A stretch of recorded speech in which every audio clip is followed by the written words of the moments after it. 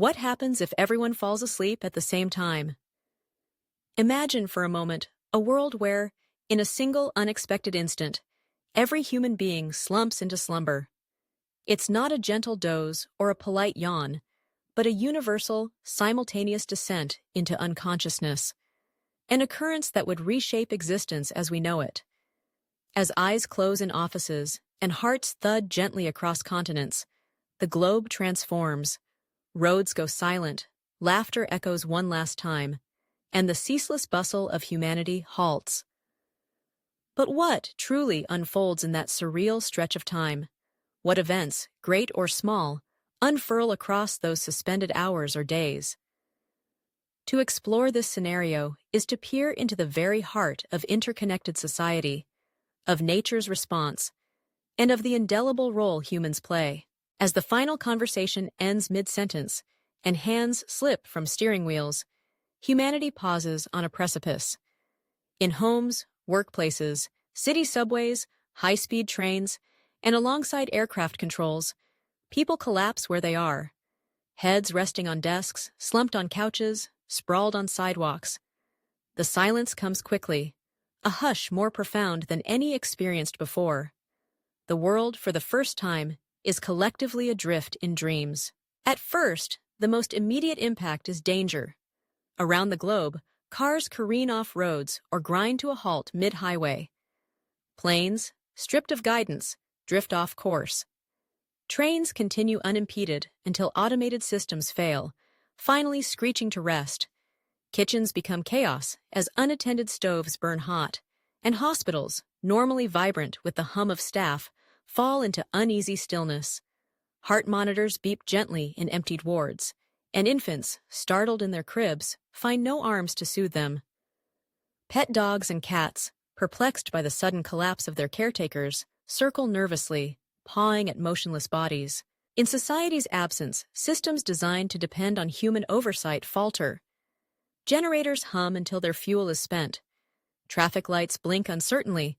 Servers and data centers maintain the hum of the global network, at least for a while. The world doesn't instantly collapse, but as hours stretch into days, the resilience of our built environment is put to the ultimate test. Without intervention, fires sparked by abandoned stoves in city apartments spread unchecked. Automated sprinkler and suppression systems might control a few, but not all. In rural areas, barn doors left open, equipment left running, and animals left unwatered reverberate with unseen consequences. Livestock, untended, low in confusion before wandering away. Urban wildlife peeks in at windows, emboldened by the eerie stillness. The coincidence of human slumber would immediately reshape nature's rhythms. Birds, hearing no morning commotion, might venture into plazas and city squares by daylight, feasting on crumbs left from hurried breakfasts. Deer, foxes, raccoons, and other shy creatures ease from hiding, tiptoeing down silent suburban streets. Insect populations, undisturbed by chemical sprays or swats, flourish. Dogs, motivated by hunger or confusion, might escape homes and form packs, searching hallways for their next meal. But the natural world faces risks as well. Zoos and aquariums rely on a steady rhythm of feeding and environment control. As filters clog and automatic feeders run dry, the animals held there face deprivation and confusion. Outdoor farm animals forage, but pets and more delicate creatures suffer most from human absence. As time proceeds, consider the infrastructure. Critical power stations, nuclear, coal, and hydroelectric, require constant human oversight. Many have automated safety protocols, but prolonged absence of personnel triggers a cascade. Some shut down to prevent catastrophe. Others, under strain, might edge toward dangerous instability. Without engineers, small imbalances deepen. Eventually, large portions of the grid might go dark. Hospitals and vital facilities, running on backup power, exhaust their reserves. Water treatment plants, lifelines for cities, process millions of gallons in cycles dependent on both automation and human intervention. Within hours or days, if pumps or valves fail, clean water supply falters and waste overflows. In sewers, blockages and chemical imbalances fester, ready to create health hazards once the world awakens. Consider now the human experience of this shared sleep. Would it resemble a normal night of dreams or something stranger? Our bodies, swept from the rhythms of daily life, lose meals, medications, exercise. Vulnerable people, the elderly, infants, those requiring medication or medical devices, face immediate risk. Diabetics without insulin, those dependent on breathing machines, and heart patients with crucial medicines, their quiet slumber might become permanent. On the first day, the consequences are cascading but patchy. Food burning in ovens may create fires in urban towers. Aircraft on autopilot gradually exhaust their fuel before crashing into remote terrain or perhaps the ocean. Ships, crossing seas, drift rudderless. And everywhere, families are frozen in place, one arm outstretched to comfort, a child halfway through play, a commuter still holding their phone. But there is a poetry even in this pause. Neighbors lie side by side, strangers unconsciously united. The world's babble is replaced by a deep, uninterrupted hush. Rivers rush as always, rain falls through leaves, and waves lap against rocks, unheeded by human ears. The air, for once, is unburdened by the engine's roar, the clatter of machines, the ceaseless tapping of screens. As moments tumble into hours, the consequences deepen. Those dependent on frequent care or support succumb first. Newborns, elderly, critically ill. People stranded in exposed environments, mountaineers, divers, hikers, succumb to frost, heat, or hunger. Lives are lost, not with violence, but silence. Yet, the pause is not total. Many automated systems limping on. Some hospitals, braced for natural disasters, have enough resilience to keep critical patients alive for days. The World Wide Web, with its millions of servers, continues routing data in eerie emptiness. Satellites orbit overhead, blinking signals across empty ground stations. Day turns to night. In homes, ovens cool, hearths flicker out, and televisions play to empty rooms. The clock ticks onward. Outside, nature advances without us. Trees drop petals onto empty highways. Wildflowers spring up through cracks untrammeled by feet. If the slumber continues for days, consequences compound. Fires, unchecked, burn entire neighborhoods. Houses flood as bathtub faucets are left on. In some cities, waste accumulates quickly, but slowly. As basic automated systems fail, the modern world begins to unravel. Consider the consumption of time. How long might the world endure unscathed? For many, lack of water, food, medicine, or temperature regulation would prove fatal in only 2 or 3 days. Some could survive longer.